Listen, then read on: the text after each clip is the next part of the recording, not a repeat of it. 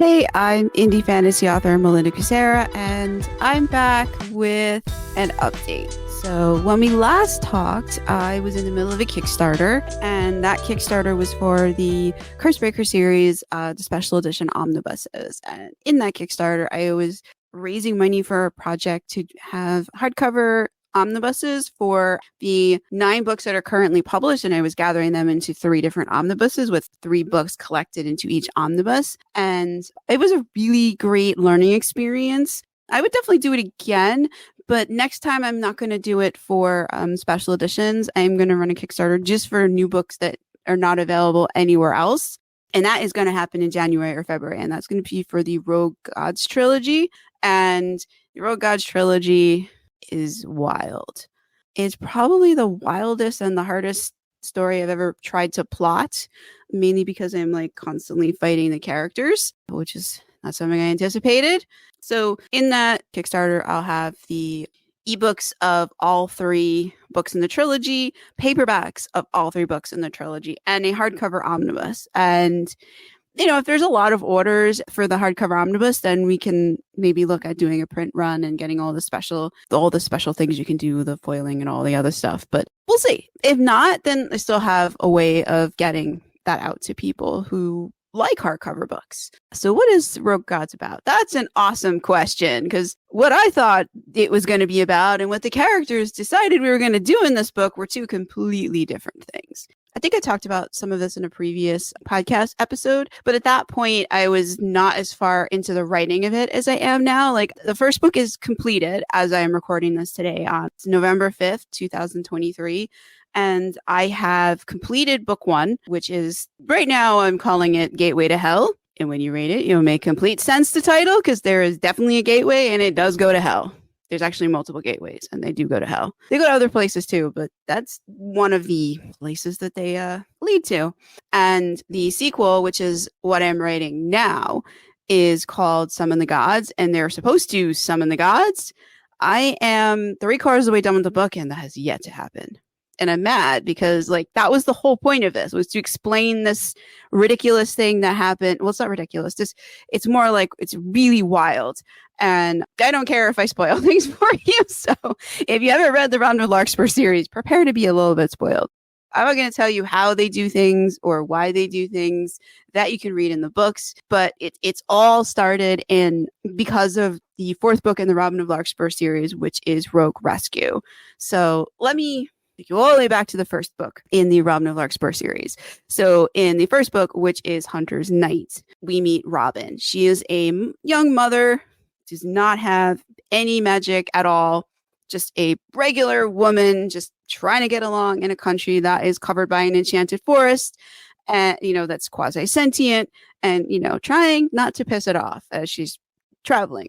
She's unfortunately traveling in winter. She didn't have a choice about that. It was not something she wanted to be doing, but sometimes things happen and we don't have a choice. So she's traveling with her infant daughter and 2 other women warriors, and their camp is attacked, like in the first chapter, and her daughter is kidnapped. The kidnappers disappear without any trace. They're magical creatures, so they're able to leave without leaving a trace. And even if they weren't able to leave by magical means, it was snowing, so the snow would have wiped out any tracks anyways by the time Robin regained consciousness. And she had to, one of the warriors she was traveling with had tried to fight them off, as did Robin. Robin ended up with concussion. The other person ended up more mild concussion. The other woman ended up with much more grievous wounds. So obviously they had to tend to her first, get her into a stable condition, and then figure out how to transport her out of there to civilization.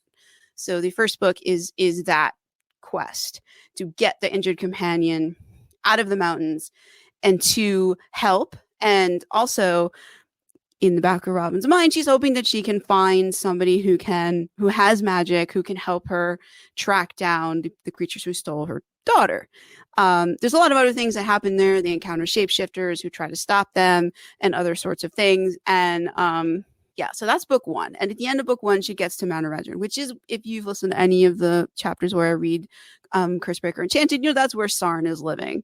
And the Robin of Larkspur series takes place about 4 years before Cursebreaker Enchanted.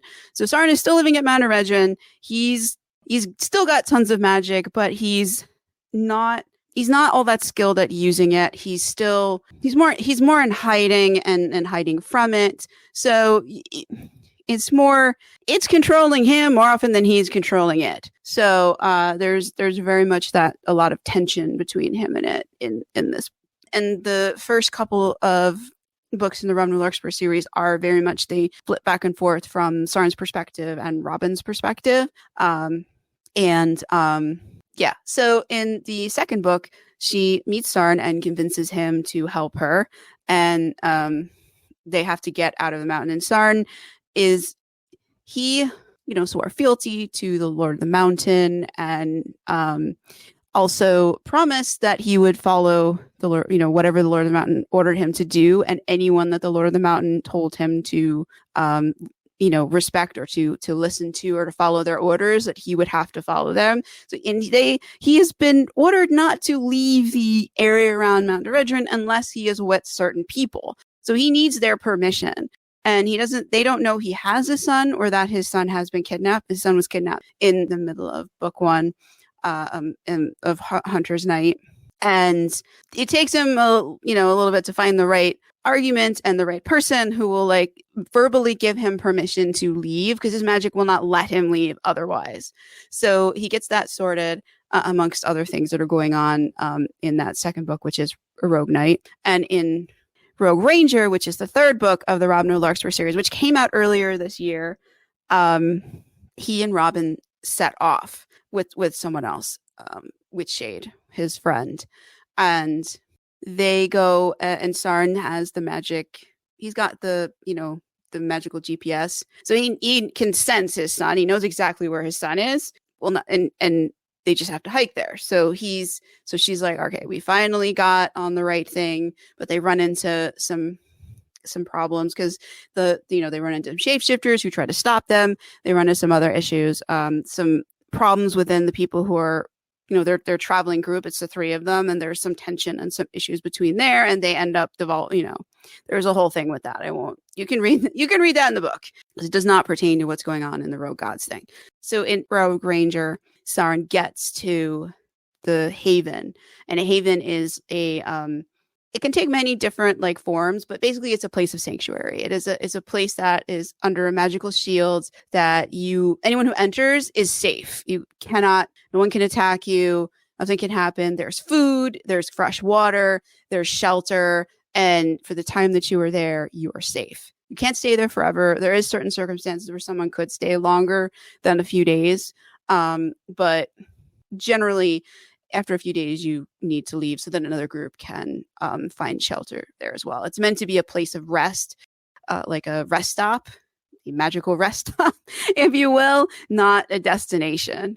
So he gets to that haven where his magic is telling him his son is. And unfortunately, Sarn is so caught up in the saving of said son, who's about 9 months old at the time, that he doesn't notice that he's walking onto a magic circle or magic sigils. He's never encountered that before, so he didn't know that's what he was walking on. And since he is really powerful and doesn't have much control over his magic, and it's always surrounding him in this sort of green aura that extends about 3 to 6 feet from his body. So he's wandering around this magical bubble, and the magic, rolls over it as he runs in to get his son, and it triggers the circle, and there's a spell on it. So it triggers that, and he becomes trapped in it, and it's draining him to power the spell that he walked into. So he can't get out, at least not at this point in this. In some of the later Cursebreaker series books, he would have been able to get out of it. He would have known how to, or he would have known what to look for to try and break his way out. But at this point, he's does not have a clue. He's not dealt with very much magic. He's hidden from it a lot. So he really has no idea, unfortunately. So Robin gets to the Haven after, betrayals and other issues. She gets to the Haven at the end of book 3 and the beginning of book 4, which only people on my Patreon have read. I post 4 chapters a week on Patreon. I post them on Thursday, Friday, Saturday and Sunday. I would love to post more often than that, but I also work full time. I work Monday to Friday, 9 to 5. I have to commute to the office 3 days. Some weeks it's Monday to Wednesdays. Some weeks it's Tuesday to Thursday. And even sometimes getting those 4 chapters done they're not short. I don't write short chapters. I mean, sometimes I do. Sometimes there's not, like, that's all that we need to do in the chapter and it's shorter. But usually they're about like 3,000 words long, sometimes longer. I've had ones that are like 5,000 words long, which is a meaty chunk of story to read. And usually quite a bit happens in them because that's quite a few words. Yeah, so I have posted the first 9 chapters, I believe it's 9, from the sequel with Robin of Larkspur Book 4, which is titled Rogue Rescue. And, and everything was going along great in those first 9 chapters. Robin's there. She sees that Sarn is trapped. She's trying to figure this out. She herself doesn't have magic, but she's a witch, which means that,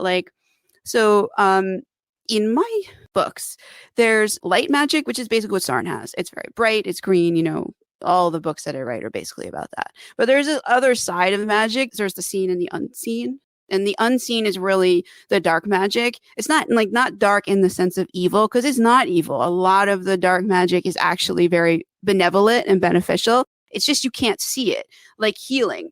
A lot of the stuff that falls under healing is not something you can see. Like someone healing your broken arm, you can't see that. You can feel the difference, but you can't see it. And that's considered like dark magic. It's magic of the unseen. And within that, there's a whole subsect of that the witches have access to. And so magic has like its own cycle in my books. It's constantly renewing itself. And like as someone like Sarn, like they're doing their thing. He's just using his magic or just existing because he's got so much magic that it drops sort of like Robin sees them as strings. And it's really like the leftover essence of the magic that he has used up. But it's not just like his magic. Like it's like the enchanted trees. It's like, the magic in the water. Like everything has its own magic and can leave behind a residue after that magic is used up. Robin sees them as strings, but like other characters may see them differently. That's just how she sees it, how she rationalizes what she is seeing. And she can pick these up and she can weave them together to create things and imbue them with some kind of purpose. And in that essence, kind of create spells to do things. And she's discovered this at the end of book 1. And in book 2, she'd use some of it. So in book 3, Rogue Ranger, she was using a lot more of it and working a lot more of it and sort of testing sort of the limits of what you can do with this. And it's much more flexible magical system, than like what Sarn uses, like the earth magic. His is very defined. Hers is a little bit more like amorphous. And so she's trying to figure out, like, can I do anything with this? Because the haven itself, it's under a magical shield. There's other magic on the place to ensure that, like, they keep it temperature controlled so that it's always balmy inside, so that the vegetables can grow and, like, food can grow. So there's always food. And the water, and there's spells on the water that keep it clean so that, there's always clean water. No matter what happens to the water outside of the haven, when it comes into the haven, it is clean. If it's a river flowing into it, a lot of times it's a pond or something. There's magic on that is keeping the pond clean and drinkable and fresh. And so there's a lot of residue of different types of magic hanging around. And she's trying to figure out, what can I do with this? And which is all very cool. I'm in it. We're looking at a new part of the magic system. I'm loving that. And then she's like, okay, I don't know what I can do. I need to get my daughter. In a lot of the old tales she's heard, if you distract the caster of a spell, like if you break their concentration, you can sometimes break their spell, because if they don't keep it up, like some spells have to be constantly renewed to keep going and fed by the person who's casting it. So she's like, well, what if I interrupt it? Like maybe that could either like drop it or could give Sarn like a moment to like break free of it. And she's like, you know what? I don't know what else to do. It's worth trying. So she goes to run into it, and like somebody grabs her and pulls her back, and like it's her daughter, but it's like a grown-up version of her daughter from the future. And like at that point I was like, what in the world is going on? Because like that's not in the outline. Like why is there a future version of your daughter here? How did she get here? Like, she doesn't have like time magic. Like, time magic is very strictly controlled in the world that my books take place in.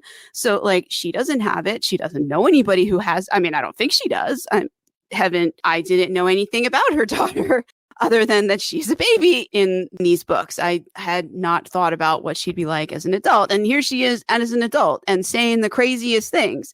And I'm like, what in the world? So like, I stopped writing that. I put a note on a Patreon. I'm like, I need to figure out like what the heck is going on. So I'm just like sitting there and I'm like, what is going on? And so Rosalie, the adult version from the future, is like, she's all like, well, if you do this standalone book called Rogue Gods, I'll tell you. And the reason it's called Rogue Gods is because the spell that Sarn walked into was meant to summon 4 of the ex-gods. The Wild Hunt, which is who stole the kids, really just wanted to summon their former leader, who was an ex-god of the hunt. But the person that was helping them do this had, wanted to summon some other gods for other reasons. And they didn't know about that until the spell started and they started summoning other people that was not the person that they wanted to summon. And they're like, wait a minute, this is not what we signed up for. But at that point, it's kind of too late. So future Rosalie is like, well, if you do this standalone book, I will explain everything. I will show you everything that led up to it, why they're summoning the 4 gods. Because at this point, I'm still like, I thought we were just summoning 1 god. I didn't know we were summoning 4. So that was a surprise. That was totally not in the outline. And I'm like, all right, we'll do the standalone thing. So I started writing that standalone book, what was supposed to be a standalone book. And you're like, well, how did this become a trilogy? Well, I'm like, okay, Rosalie, where does this story start? She's like, well, it starts in hell. And it starts with this ex-god of war.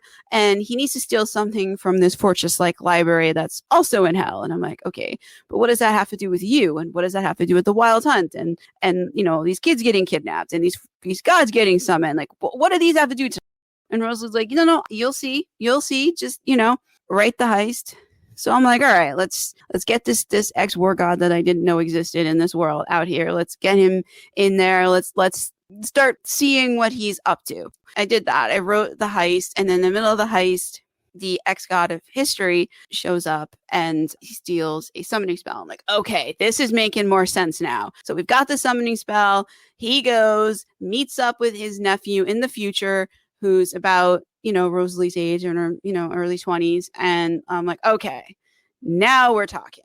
And then for the entire rest of book 1, they did not do a bloody thing with the damn summoning spell. We're opening gateways. Demons are invading things. I'm like, okay, this is fun and cool, but this is not why we're here. Like, we're supposed to be summoning gods and getting the Wild Hunt involved. And y'all need to go to the past and pick up where you left off in that scene in book 4 of the Robin of Larkspur series. So I can finish that book. I mean, this other stuff is all fun and cool, but this is not what we were supposed to be writing right now. And they did not do that. So we ended book 1 with a lot of really fun, really cool stuff happening.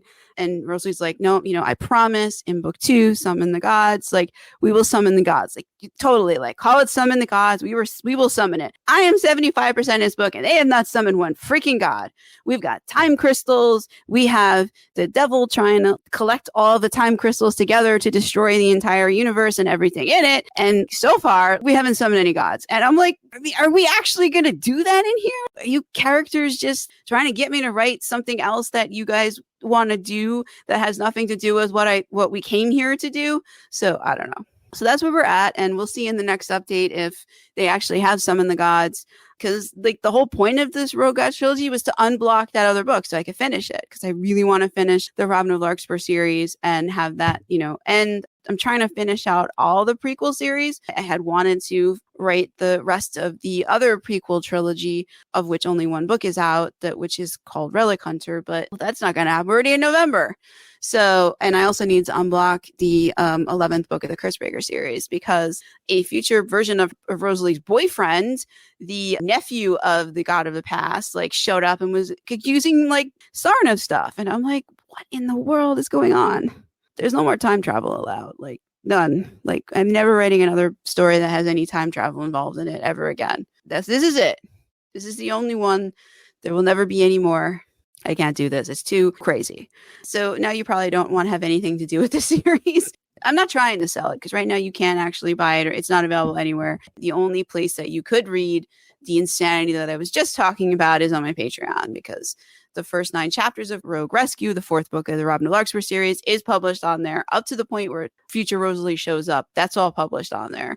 I have the first book of the Rogue Gods Trilogy, which is called Gateway to Hell. That is all on Patreon as well. And 33 chapters from the sequel, Summon the Gods, and that's all on Patreon as well. And half of the book, Chasing Dragons, which is book 11 of the Kurtzberger series, is also on Patreon, up to the point where future Rosalie's boyfriend shows up and starts making crazy claims and trying to hurt my baby, my Sarn, and his adorable son. Yeah. The only positive thing, I guess, about like the Rogue Gods trilogy is that we get to see Ran in the future with his magic, and writing those scenes is just a lot of fun. I really wish he was the protagonist of this and not other people, but you know, whatever. We'll get there. There will be some books where he is. Yeah, so that's your writing update. In terms of NaNoWriMo, like I'm just trying to finish this book and get into book 3 so it can unblock the other books that I really want to be writing. These books, they're going to be like obviously up to the same quality and standards of all my other ones, even if I have to fight them tooth and nail to get it that way. But yeah, so that's my frustration with writing at the moment. Oh, and I just put out the trilogy for Robin of Larkspur series, which is books 1 to 3 in ebook, which is, it's almost on every retailer. I was able to get the page count under the limit for the printers that like Barnes & Noble and other places use. I was able to do a paperback version for that. I don't know if I'll be able to do one for the Kurtzberger omnibuses because like they're almost 1,000 pages, and like I think the cutoff is like 800 for paperback, and that's like with font size 11. If I made it 10, I still don't know if that would get it down the page count to be at a point where it would fit where a printer like that Barnes & Noble or any of the places that you usually buy print books from could order a copy and get it printed. So I don't know. So I'll have to come back to you in a future update. And I don't know if I want to make the print that tiny because it's hard. I want people to be able to, if you buy a physical copy of a book, I want you to be able to read it and not have to strain your eyes. So I don't know. So maybe in a future update, I'll let you know if I was able to find some compromise so that the print size is not super tiny and still readable and still get it under the page count. But at this point, like I don't have that compromise found yet. But if I do find it, I will update you. Right now, you can only get those in print, those omnibuses as the hardcover ones, and they're just available from my website. Yeah, so that's all that's going on. And don't forget to follow the Rogue Gods Kickstarter, because this trilogy, it certainly went rogue.